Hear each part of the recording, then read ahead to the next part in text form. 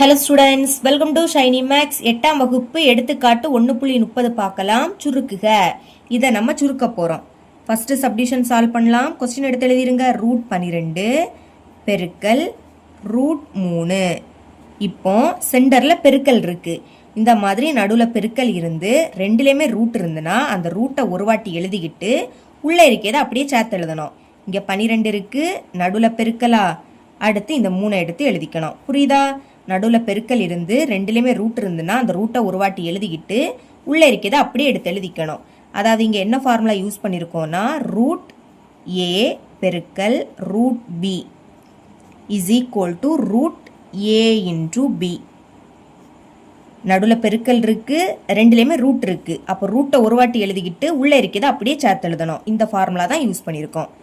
இனி ரூட் இப்போ 12 3 பெருக்கலாமா? 12 3 பெருக்குங்க. 3 2 6 3 1 3 பெருக்குனா என்ன கிடைக்குது? 36.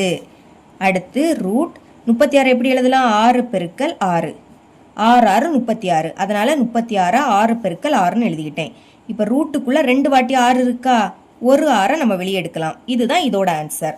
இனி செகண்ட் சப்டிவிஷன் சால்வ் பண்ணலாம். கொஸ்டின் எடுத்து எழுதிக்கலாம். ரூட் 98/162. இதை இன்னொருக்கா கூட எழுதிக்கலாம். ஏன்னா கேன்சல் பண்ணணும், அதுக்காக. 98/162 8 2. இது ரெண்டுமே ரெட்டை எண். அப்போ 2ஆம் வாய்ப்பாடு கேன்சல் பண்ணலாம். பாருங்க, 9ல் 2 எத்தனை வாட்டி இருக்கா? 4 வாட்டி.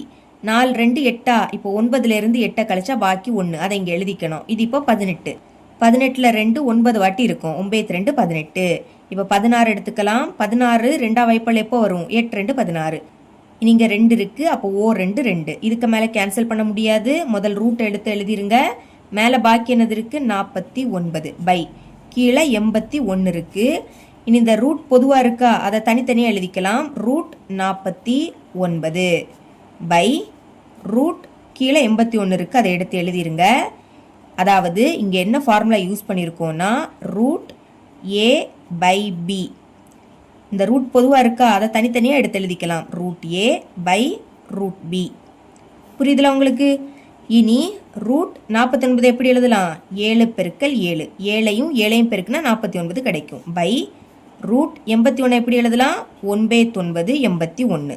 9ஐயும் 9ஐயும் பெருக்குனா 81 கிடைக்கும். இப்போ ரூட்டுக்குள்ளே 2 வாட்டி 7 இருக்கா? அப்போ ஒரு 7 வெளியே எடுத்துருங்க. கீழையும் ரூட்டுக்குள்ளே 2 வாட்டி 9 இருக்கு. ஒரு 9 வெளியே எடுத்துடலாம். இதுதான் இதோட ஆன்சர். இவ்வளவு தான் இந்த சம்.